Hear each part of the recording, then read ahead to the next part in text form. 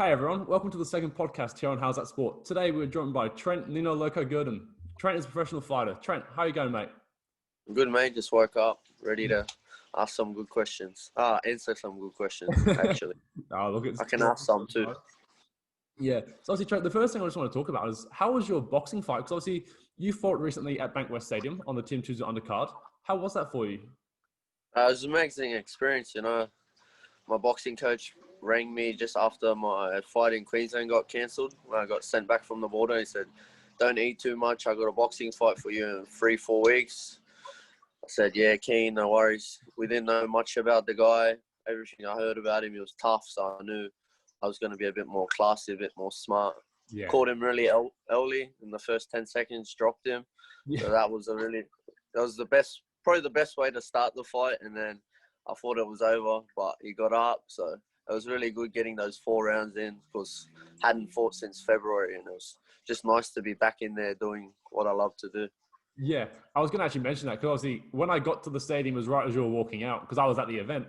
And then I saw within 10 seconds he was down and I was like, oh shit, like it's off to a pretty good start for you. Did that sort of give you a level of confidence for the rest of the fight, knowing if you caught him, you could get him down early? Yeah, 100%. Because the hook that I taught him with, I've actually been showing heaps of the younger boys at the gym, just like circling and going off to that side as a southpaw. Yeah. And a lot of the time when I throw my punches, people don't really see them because I'm always on the side or I'm trying to move to land the punch. And I guess all that repetition just first 10 seconds came to life, and I was really happy because it was something I actually worked on, and it came. I saw it in my mind, and then I put it out there into the ring. That's the best thing. That's wild. Did you watch the rest of the fights on the card? You would have stayed for the rest, yeah.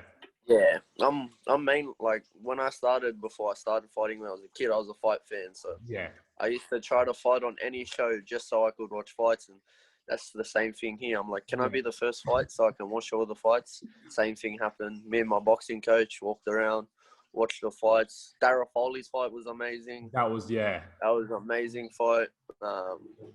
Tyson Lantry, he massive underdog, comes in, beats Luke Jackson. That was cool. And Tim Tszyu just finishing the card, crazy knockout. And Mark Hunt and Paul Gallen. I had Mark Hunt winning the fight, but I think Paul Gallen earned a lot of respect. But Robert Whittaker will knock him out badly.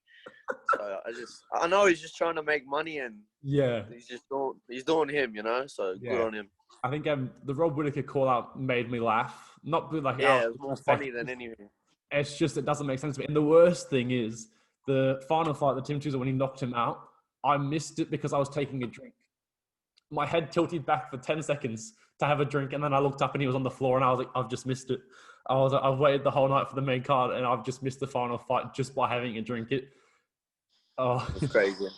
It was crazy. So obviously, growing up, you grew up in Western Sydney. I moved to the country 10 years ago, and I've lived in Western Sydney my whole time pretty much since. So I've loved it. How was it for you, the journey from school to professional fighting?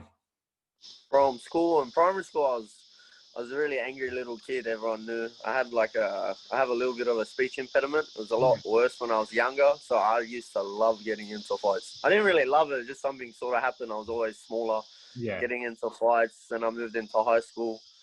I was a bit lost in my teens, and then I found MMA and basically saved my life, turned my whole life around. And then I just moved from my first fight when I was 15 to now. I've just been fighting and living this life for a long time. For me, it's just an amazing life. I don't have to work. I just train, focus on my fights, and live my life. So it's amazing.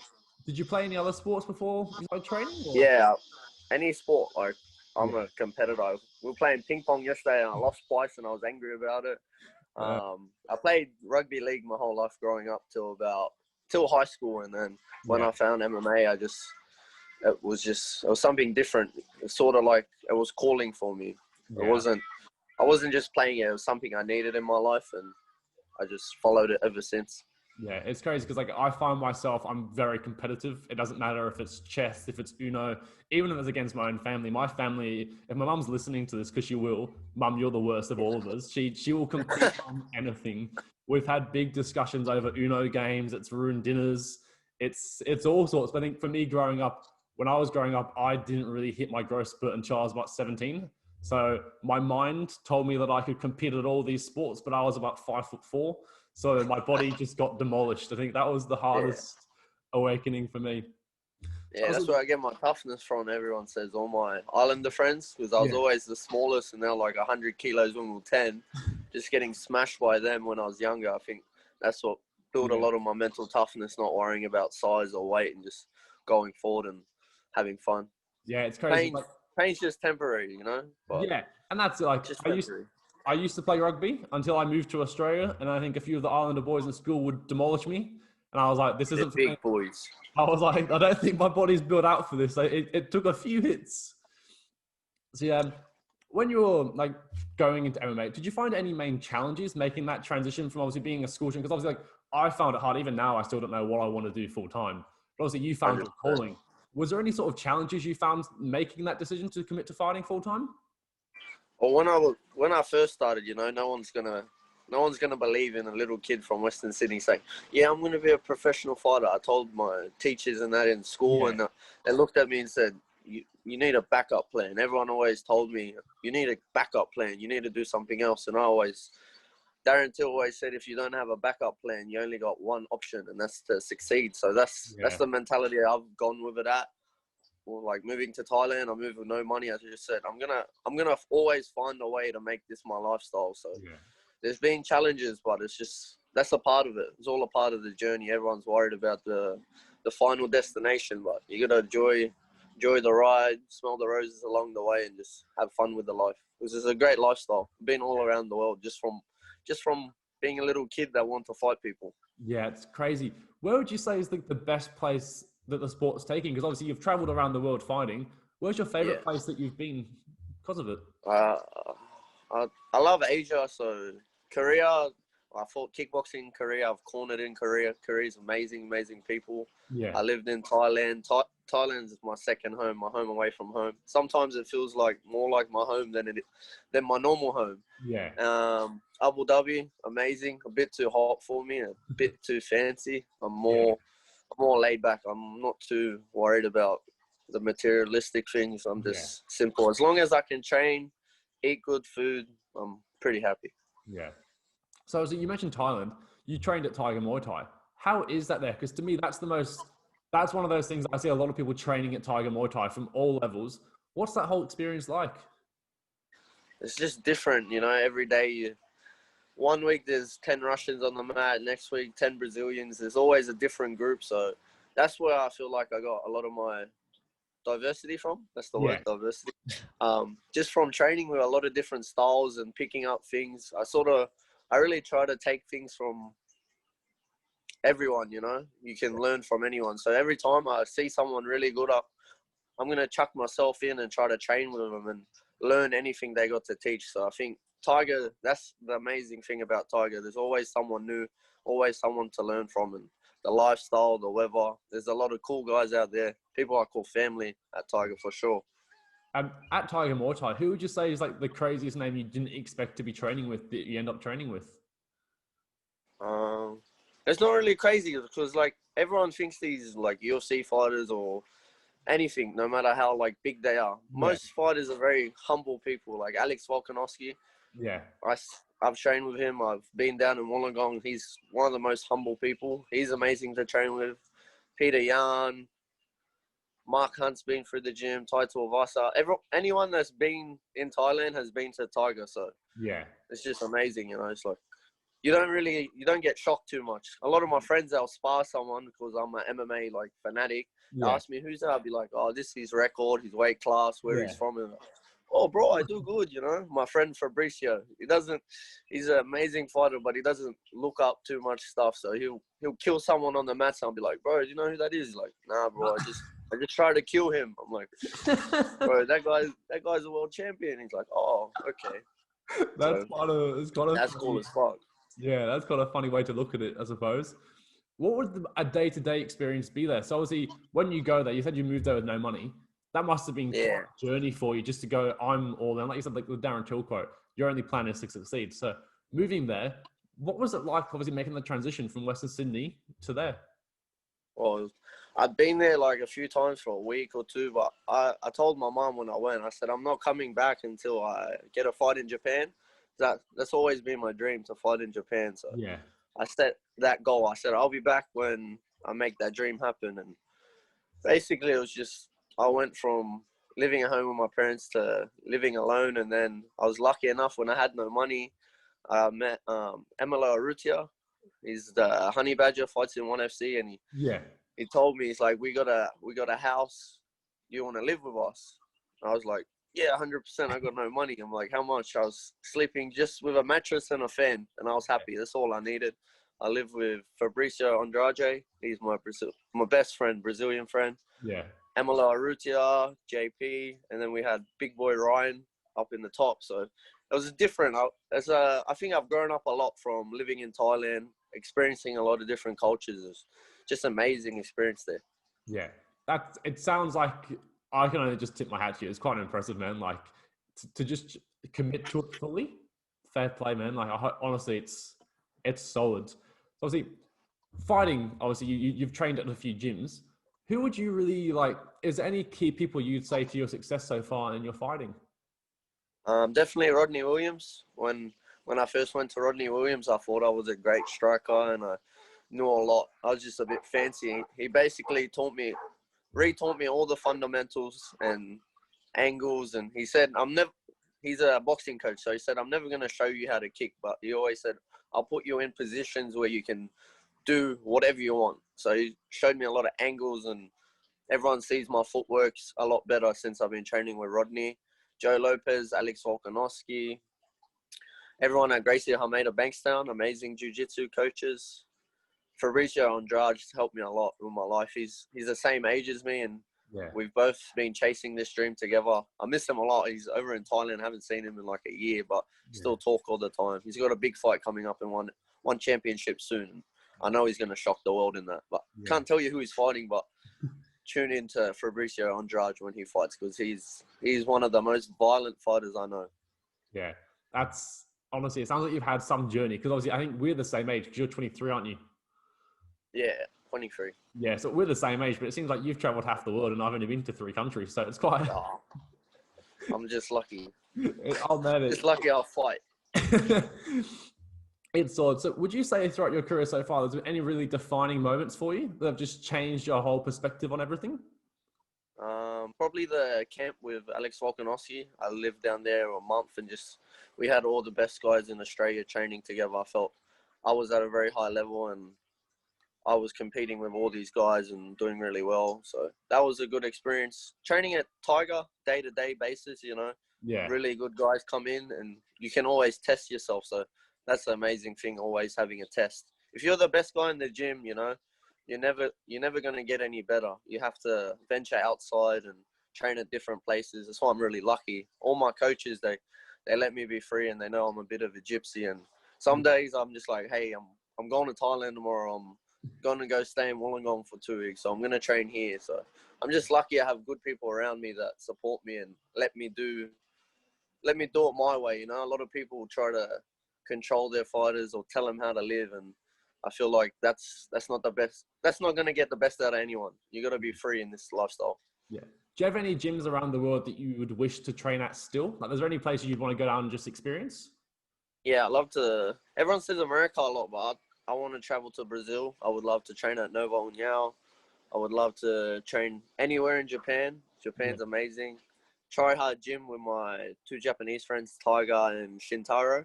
They both fight for Ryzen, kickboxers. Kleber Koike out there. It'd be amazing to get more training in with him. I need to go to Holland. I need to learn some K1 in Holland.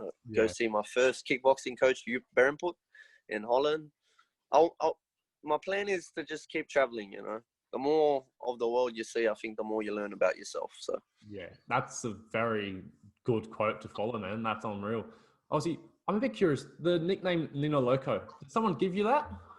Well, when I was younger, I was looking for a nickname. I called myself Kid Uzi, Kid this, Kid that, because I was always the youngest in the group. And Kid Crazy sort of stuck. And then I'm a big fan of like Lucha Libre, like Mexican wrestlers and that. Yeah. And if everyone knows Kid Crazy, then they know what it is. So Nino Loco sounds a lot cooler, and I just thought, Yeah. everyone called me. I was always the crazy kid in the group, so it fits me perfectly. That's a solid one. So obviously, you mentioned earlier your Eternal fight got cancelled. Was it November it was supposed to be? Yeah, I think so. I Yeah. don't even know the dates. Yeah, that would have sucked, man. But I saw recently you were fighting in Eternal in January in the Bantamweight. Yeah, I'm in the Grand Prix tournament with Diego Pereira, Sean the Buzzsaw, and Sam Hibbert. Three good guys, but I think the belt's already mine. I just got to train, make weight, and I know it's a raffle, so you pick your opponent. So Oh shit! I can't wait. I'm gonna let these guys pick. I don't care. I don't care. Yeah. So they're gonna pick, and whoever draws my name, I know they're not gonna be happy. So I'm excited to see their face when they get my name. That's quite a cool way of doing it. The raffle, obviously, with Yeah. that, that's probably a good start for you for 2021. Do you have any thoughts on? Obviously, it's quite short notice for you. Did you know it was coming up, or did you just accept it on short notice? The foreman. Yeah. They've announced it, and I was messaging the promoter. Come on, put me in. Yeah. Let me be the fourth guy. I think they had someone already originally in there. Yeah. But I'm guessing for some reason he pulled out, and when I got the call, I said, just send the contract. I'm ready to go. So. Yeah, that's so, man. I'm keen to watch it. I'd love to come down, but I don't think I managed to get the time off work. Obviously, it's one of those times. Do you have any goals for 2021, or is there anything you want to achieve next year? I know the first thing is I want to get these 2 wins out of. It would be really good to fight twice in one night. I almost done it in shoot boxing in Japan, but fighting twice in one night, it's like the old school style, Pride and Rise and do tournaments. So I think this is a perfect way to start the year. I was a bit slow. I only got 2 fights last year, so 2 fights in the first month will be beautiful. And then I want to get back in the boxing ring too. So I think that's my plan. I'll win this Eternal belt, get the 2 MMA wins, and then box. And once I don't really want to quarantine because I don't like being alone for too long. So I'm hoping the borders to Japan open up soon so I can go fight in Japan, or maybe UAE Warriors. I know they want me back, but it's just all this quarantine and that sort of stuffing us about with the fights and whatnot. But if I can't get any international MMA fights, I'll definitely be staying active with the boxing. Yeah. Do you find it helps you overall? Because obviously you have MMA fights, you have kickboxing fights, you have just normal boxing fights. Do you think that helps you just because you're so diverse in what you compete in? Yeah, I think fighting's fighting. Doesn't matter if it's boxing, kickboxing, MMA, Jiu Jitsu. A real martial artist knows everything and is confident in all his skills. So it's the best way to stay active too. Sometimes MMA fighters fight 3 times a year. So if I can get an extra boxing fight, a few Muay Thai fights in. If I could fight every month, I would. That's always been my plan, but it's never really worked out. This year, only 2 fights. So 2021, I'm looking to make up for this year and be very active. Yeah, look, I think this year is just a bit of a write-off for most people, really. I think I'm just hoping it's not another write-off. Yeah, 2021. Even personally, I haven't seen my parents live down in Melbourne, so I haven't seen them for over a year now. So it's just one of those years that I think I always look at how we've got it here, then look back at the UK and our lives. Even though it sucks sometimes, it could be a lot worse. Hey, so it's one of those ones. Obviously, everyone's so ungrateful. I'm like, come on, man, we're just locked down. There's homeless. There's so much more bad things in the world than, we're stuck in our house. Yeah. Talk to your family. Yeah. Have some communication. Be close to the people. This is the best time to be close to the ones that really matter. The ones you really need to look after, your family, your close friends. So for me, this just been being home. I haven't been home in a long time, so it's been good for me to be around my mum and my dad because I'm a big mama's boy and my dad's my biggest fan, and nothing makes me more proud than making him proud. So it's good to be home. I think, for a lot of people, it gives them that time to reconnect with families. Obviously, even like yourself, if you travel around a lot, you're probably not as home as much as you'd want to be, partly. Yeah. Obviously, you mentioned Jiu-Jitsu. So you're a purple belt in Jiu-Jitsu, aren't you? Yeah.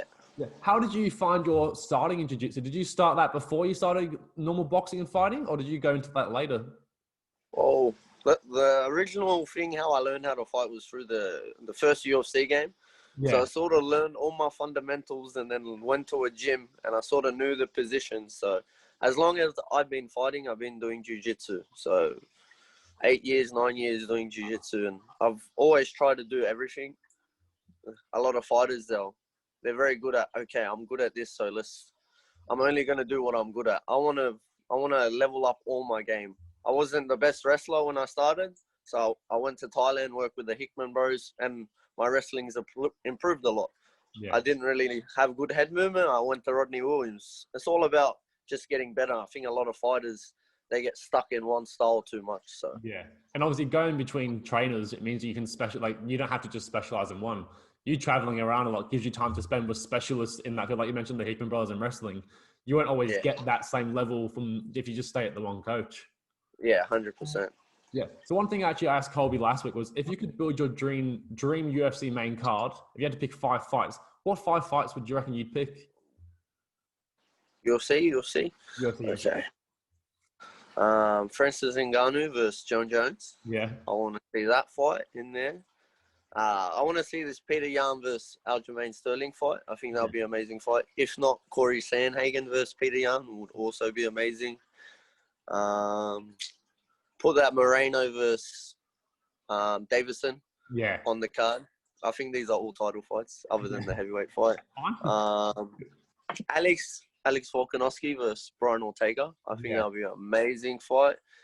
And one for the fans. We'll put Korean Zombie versus Calvin Kattar. I think that'd be a dope fight. That'd be a solid card. That's just off the top of my head. Yeah. I feel like every time I think about it, I can't think of different 5 fights sometimes. So it's just one of those things like it's kind of bugging me because I wish they do a card down under because they could probably get fans in the stadium. But for some reason, they're just not like you could probably get a card down in Australia now and like sell out the crowd. It'd be wild. 100%. Yeah. Put Rob and Alex on the card and Title Vasa, boom, sold out. I mean, you might get Rob and Paul Gallen on the card to headline it, so you never know. You never know these days. Outside of fighting, do you have any main hobbies that you do? Yeah, everyone always asks me about my hobbies. Other than fighting, I don't really do much. I'm a big student of the game. My coach always says, you got to be obsessed with this. So if I'm not training, I'm probably watching fights, hanging out with friends. I don't do a lot. If anything active, I like to do, but most people know I'm a bit lazy when I'm not training. You see anywhere on like Instagram or social media, everyone catches me sleeping. I love naps. I always have a nap somewhere. Other than anything active, good people, good energy. I'll do anything. I'll try anything once. I always tell everyone that. You don't know if you love it until you try it. So I'm pretty open-minded with that. Yeah, that's awesome. Trent, I love eating too. Oh, mate, eating food. Always. Food is number one, I think. Trent, thank you for your time this morning, mate. I really appreciate you jumping on and just having a chat with us. Good luck for your final fight in January, the tournament. I'll be sure to watch it. Best of luck, man. Thank you. Thank you.